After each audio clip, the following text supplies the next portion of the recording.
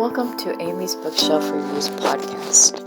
It is a spin-off of the website and book review site of Amy's Bookshelf Reviews. Amy's Bookshelf Reviews podcast is about book reviews, a writer's muse, a book's peruse, author interviews, and literary news. Welcome to the new year, where new things may happen with this. I hope you all enjoy, and thank you for listening. I'm just going to go ahead and...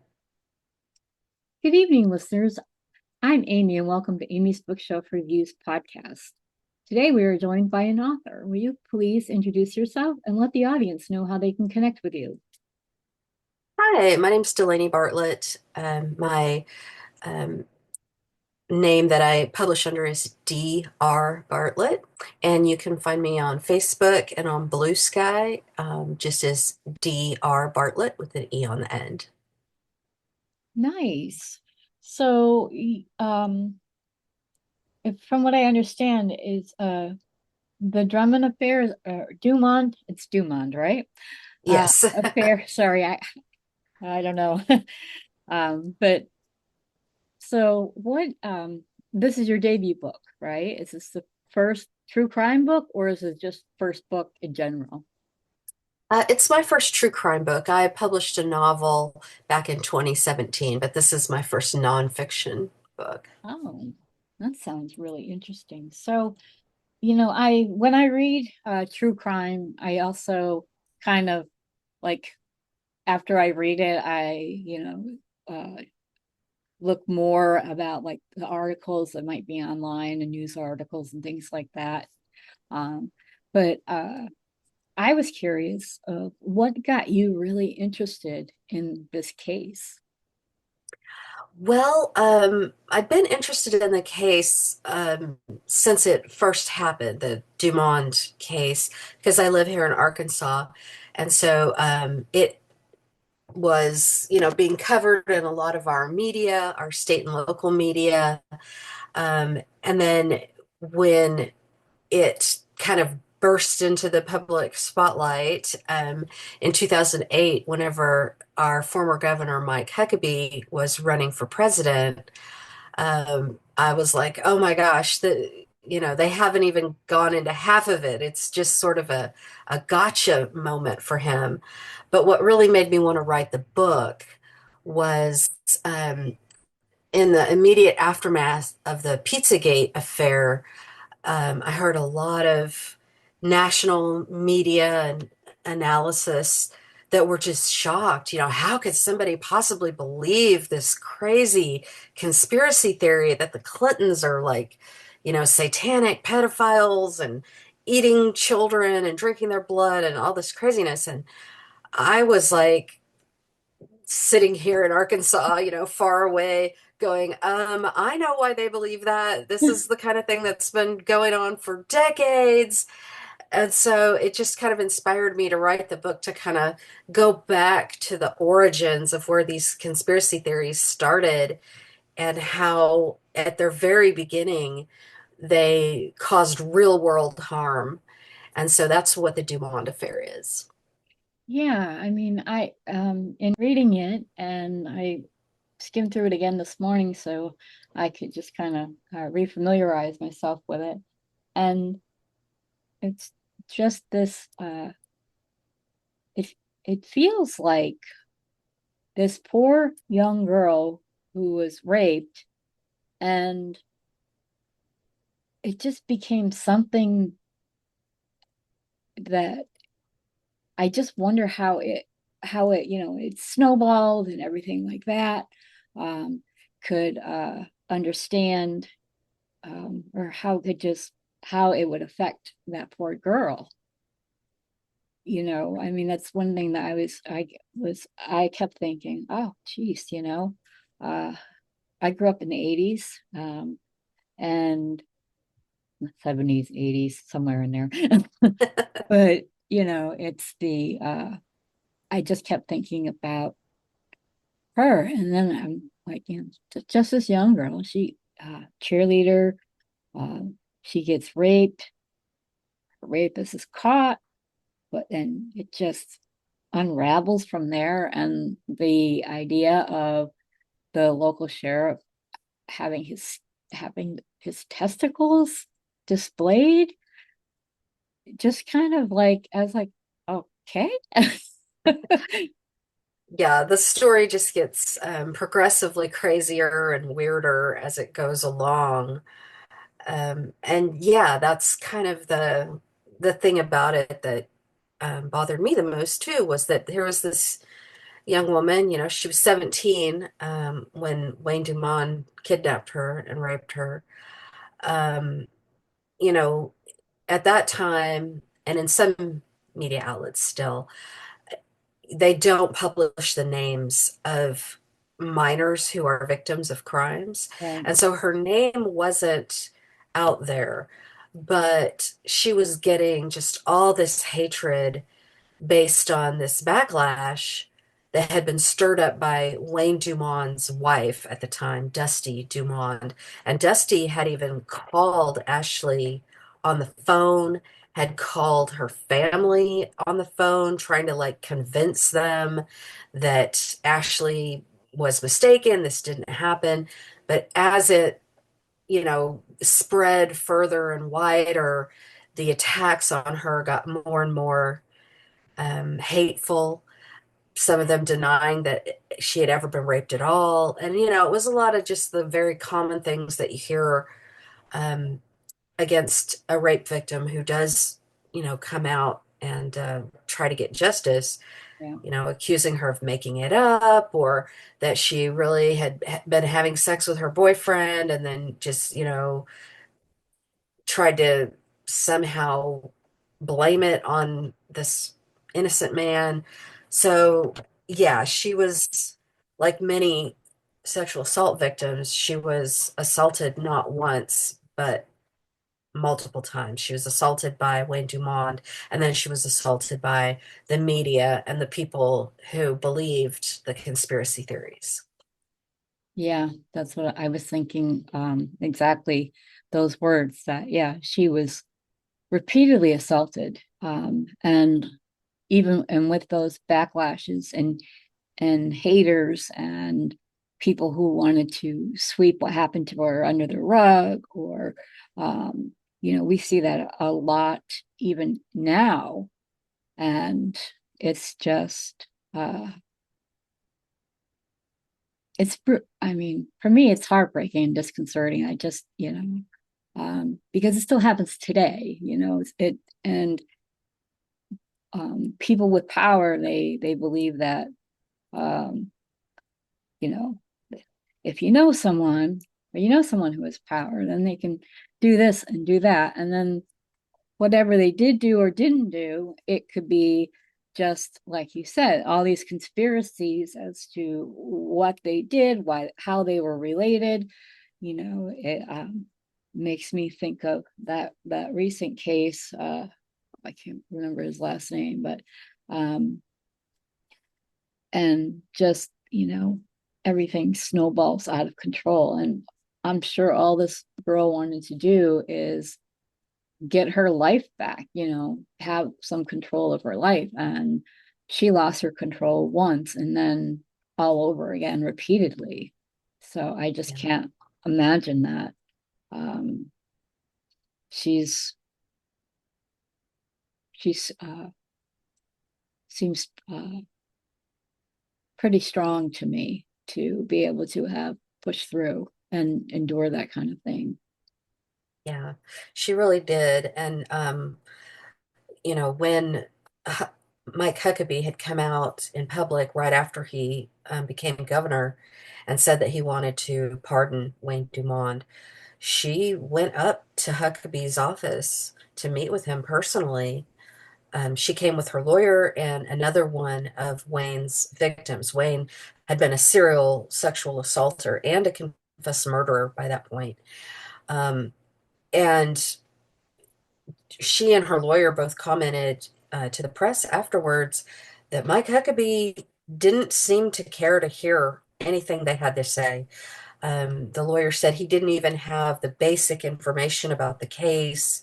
Um, and that Ashley herself said that she'd gotten really frustrated because Huckabee was essentially blowing her off and kind of gaslighting her and telling her that, well, you probably are just mistaken or whatever.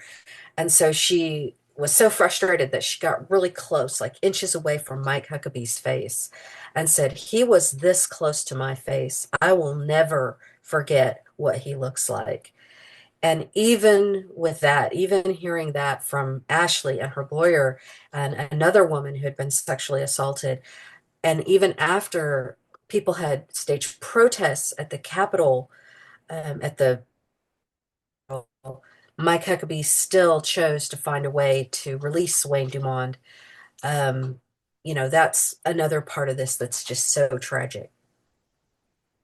Exactly, especially after his confessions and um, being convicted and put in prison and then appropriately castrated.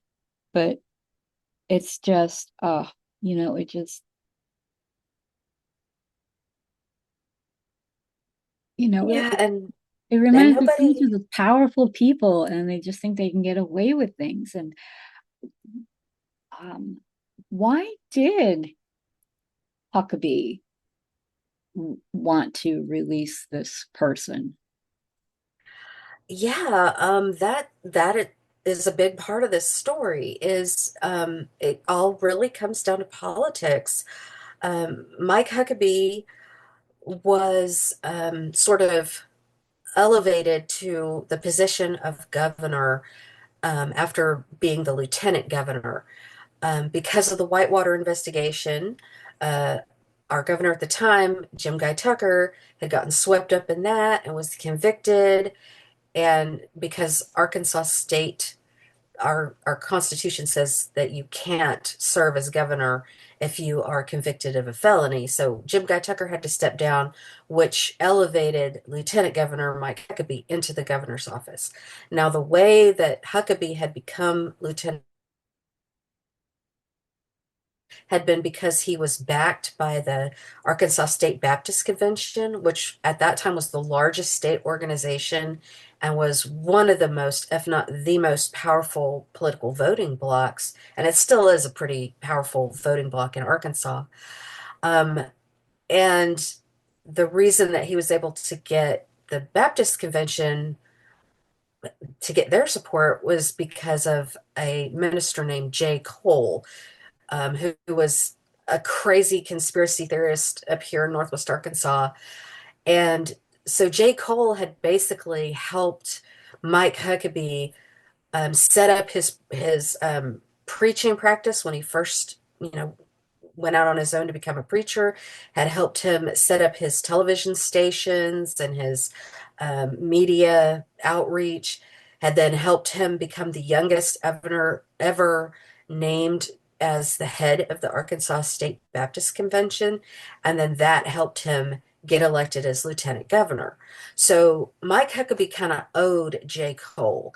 And J. Cole was really tight with Dusty Dumond, Wayne's wife. J. Cole had an AM talk radio station where he was continually pushing these conspiracy theories that Wayne Dumont was an innocent man, that this was all just Bill Clinton's doing, and that somebody needed to do something to do justice and release Wayne Dumont. And so, about a month after Mike Huckabee was sworn in, he came out and said he wanted to parole Wayne Dumond. And that's what set off, the protests and Ashley's visit to him. And so, what happened was Huckabee saw that there was political blowback to Mhm. this, that not he'd been in this sort of bubble of the Baptists and the right wingers who all would believe anything about Bill and Hillary Clinton. Right. He saw that this was causing a blowback that he hadn't anticipated. So he was politically savvy enough to sort of back away from it. What he did instead was he called a secret meeting with the parole board, and that was illegal for him to do in the Yeah. first place. And then he pressured them to parole Wayne Dumond. And so the head of the parole board at the time, moved some things around, took some actions, did some things that they were eventually able to vote to grant Wayne Dumond his parole. And that way, Mike Huckabee could wash his hands of the matter and be like, well, I didn't pardon him. It was the parole board. I had nothing to do with that, even Right. though he absolutely did. Yeah. So that's kind of how that played out. So this guy gets released. Does he commit other Right. crimes? Yeah, he in that time, his wife who had worked so hard for him, Dusty, had died in a car wreck. And so he married, I wouldn't say he fell in love with. I think he just married her because she was useful for him. Hmm. But he married another woman named Terry Sue, who lived in the suburbs around Kansas City, Missouri. And so, because he now had a connection to Missouri through that marriage, Missouri agreed to let him transfer his parole to the state of Missouri. So he moves up there, and 6 weeks after he marries Terry Sue, he broke into an apartment and raped and murdered Carol Sue Shields. And it took quite a while for him to get caught because he had no connection with her, right? Yeah. Um, they had to rely on DNA evidence from he had left behind some hairs, and she had some of his skin under his fingernails where she had fought him. And so that took a while, to go through the database and find a match. Well, during the time that was, being searched for, he also raped and murdered another woman named Sarah Andrusek. And literally the day after her murder was when the DNA results came back matching Wayne Dumond to Carol Sue Shields' attacker. And going back, like you mentioned, because he had no connection to the woman, the first woman he raped and murdered in Missouri. Did he have a connection with Ashley or her family? I mean, like, did they know each other, or was she No. just another stranger to him that he probably Yeah, wished he no. killed? Yeah, no. He doesn't appear to have any connection. But in her case, it was very similar to the other two, Carol Sue Shields and Sarah Andrusek, in that he didn't appear to have any connection. He didn't know them, but he had clearly been watching them. Yeah, Because with Ashley, Tuesday, it was a Tuesday that he broke into her home and attacked her, was the only day of the week that she came home from school to an empty house. Normally, her stepmother would have been.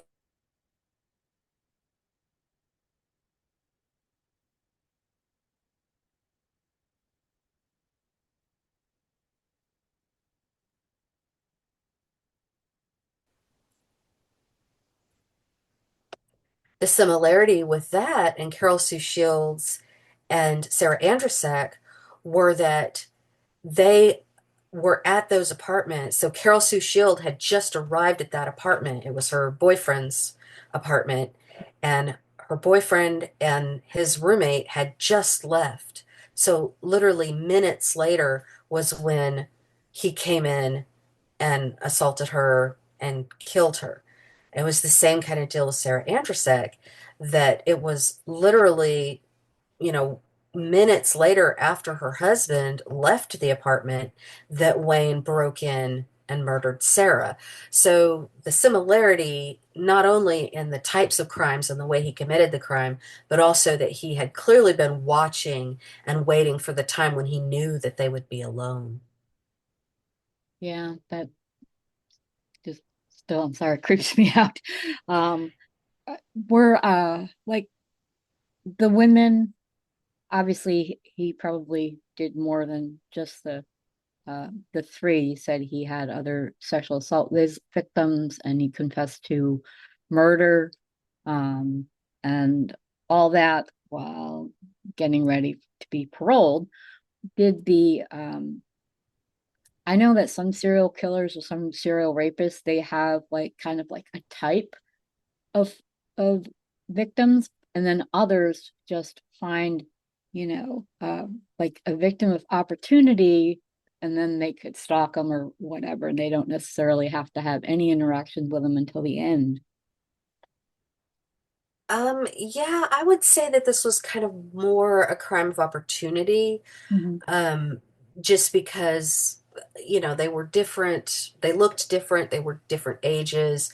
I think he was just looking for a woman that would be alone and that he felt like he could get away with this. Yeah, yeah, I can I can see that. There's probably something in them that he saw and latched onto them, and then just waited for, he knew when they were going to be alone. So Yeah, it's just kind of scary. Um, how long yeah. did it take you to like?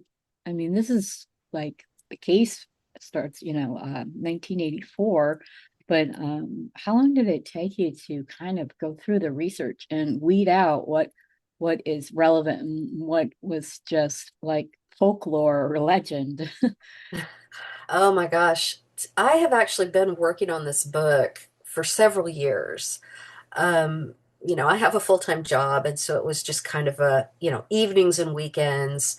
And so, years and years of digging into various aspects of the case. Mhm. And then, as I went along and seeing more and more of the connections between the conspiracy theories about Wayne Dumond, about his case, and the conspiracy theories that are now like becoming a mainstream part of a lot of the media now, and in our politics, that was kind of more of the surprise. Like I kind of knew there was a connection, but tracing it down and getting really granular about how it leaped from one place to the next, that was really eye-opening and was probably the hardest part of my research. But yeah, I had started working on this in earnest probably in 2020. Wow. So if you could read, if you have a little excerpt you'd like to read for the audience before we close out the show, I would appreciate that. Okay, well, I will start with the introduction, um, and that's set in Washington, D.C. in 2016. Comet Ping Pong doesn't particularly stand out. For the most part, it blends in with the other cafes and art galleries on Connecticut Avenue in Washington, D.C. The outdoor seating area, which takes up about half of the wide pedestrian sidewalk in front of the shop, is nearly obscured by a wall of potted plants. But it does have one eye-catching feature, a large retro neon sign originally made for Comet Liquor that co-founder James Alefantis discovered at a flea market and, quote, couldn't live without. Inside, its true hipster appeal becomes clearer. Designed by the architectural firm Core, the award-winning interior features layers of colorful plaster on the walls, polished concrete floors, and 16-foot ceilings with exposed timber beams and skylights. The booths are made with reclaimed wood seats, and a sculptural pizza oven anchors the bar. But it's not just about the aesthetic. Comet Ping Pong has been ranked among the best pizza joints in DC by local food critics. It's also been featured in national publications like Food and Wine and Southern Living, and it was even featured on a 2010 episode of Guy Fieri's Diners, Drive-Ins, and Dives, where he dubbed their calzones some of the best I've ever had. Besides serving brunch and a nice selection of craft brews, Natch, Comet regularly hosts live music, and of course, they have ping pong tables. While it's a popular local establishment, waits for a table on the weekends can be pretty long. It wasn't really known much outside of DC, that is, until 2016. Not long before the November election, Elephantus's Instagram posts started getting flooded with comments, and his DMs started blowing up with some of the most hateful and ugly things you could imagine. Hundreds of strangers were suddenly accusing him of being a pedophile and a child trafficker. He started receiving death threats. Soon the accusations and threats were showing up on all his social media, as well as those of Comet Ping Pong and its staff. That's how he discovered hashtag Pizzagate, quote, an insanely complicated, made-up, fictional, lie-based story, unquote, alleging that the Clintons and John Podesta, among others, were performing satanic rituals and running a child sex trafficking ring out of the basement of Comet Ping Pong, which doesn't actually have a basement. Alefantis and others in the reality-based community thought it had to be a joke, but the accusations and death threats were very real. Alefantis said he reached out to Facebook and Twitter to get them to take down the unhinged content, to no avail. He said he reached out to the police and FBI, but that went nowhere too. Confused as to why he was being targeted by what was clearly a coordinated political attack, Alefantis did some sleuthing to try and figure out what was going on. According to cybersecurity experts interviewed in Rolling Stone, the conspiracy theory that would eventually mutate into Pizzagate first emerged in July of 2016. That's when a 4chan user called FBI Anon, who claimed to be a, quote, high-level analyst and strategist for the FBI, hosted an Ask Me Anything. In it, they claimed that the Clintons liked foreign donors so much because they would, quote, pay in children as well as money, and that Hillary Clinton had sexually abused captive girls. Then, near the end of October, the conspiracy theory spread to other platforms, including Reddit and 3rant, an anonymous message board for New York City police. Someone using the handle Fat Old Man posted that he had a, quote, hot rumor about the FBI investigation into Hillary Clinton's emails. He claimed the FBI had been forced to reopen the case because the NYPD's sex crimes unit had to get involved. Apparently, someone then shared that post to a law enforcement group on Facebook, where a user called Carmen Katz saw it. Again, according to Rolling Stone, the first Facebook post featuring hashtag Pizzagate appeared on October 29, 2016, the day after then FBI Director James Comey announced the Bureau would be reopening its investigation into Hillary Clinton's use of a private email server while she was Secretary of State. Part of that investigation included data found on Anthony Weiner's laptop, including references to Comet Ping Pong and Alefantis, a Democrat who had donated to both Obama's and Hillary's presidential campaigns, and an ex-boyfriend of David Brock, a former right-wing operative turned Democrat. On Facebook, Katz posted, quote, my NYPD source said it's much more vile and serious than classified material on Weiner's device. The email detailed the trip made by Weiner, Bill, and Hillary on their pedophile billionaire friend's plane, the Lolita Express. Yep, Hillary has a well-documented predilection for underage girls. We're talking an international child enslavement and sex ring, unquote. Within 12 hours of Katz's post, Twitter account at David Goldberg NY, which is in all likelihood a bot, tweeted a screenshot of her post twice with the caption, I've been hearing the same thing from my NYPD buddies. One of those tweets was retweeted almost 6,400 times. Soon, the Pizzagate hashtag was being shared and reposted millions of times, including by more than 3,000 accounts that were likely bots. Some of the most frequent Pizzagate tweeters were linked with Russia's Internet Research Agency. Nearly 6 dozen people associated with the 2016 Trump campaign followed several of these Russian accounts pushing the Pizzagate conspiracy theory, and they helped spread it. But what pushed Pizzagate from social media into a much wider, real-world audience was the November 2nd episode of Alex Jones's InfoWars, aired just 4 days after the Katz post. In that episode, he hosted Douglas Hagman, who himself hosts a webcast called The Hagman Report. In front of an audience of 7.7 million, Hagman accused Hillary Clinton of participating in Epstein's sex trafficking plane, Lolita Express. As hateful as the segment was, it wasn't anything out of the ordinary for InfoWars. Jones had long spread hateful conspiracy theories about the Clintons. He's called Hillary evil and an abject psychopathic demon, and has accused her of raping and murdering children. Immediately after the Katz post, and for the 3 days prior to the Hagman episode, his shows were titled Hillary Clinton Goes Full Tinfoil Hat, Hillary Clinton Lifelong Rape Enabler, and Hillary Clinton's Plans to Rig Election Leaked. His literal demonization of Hillary continued after the election. His November 23rd episode was titled Pizzagate is Real.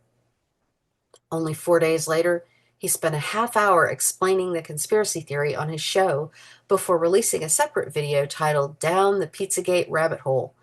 His December 1st episode was titled Pizzagate, The Biggest Picture.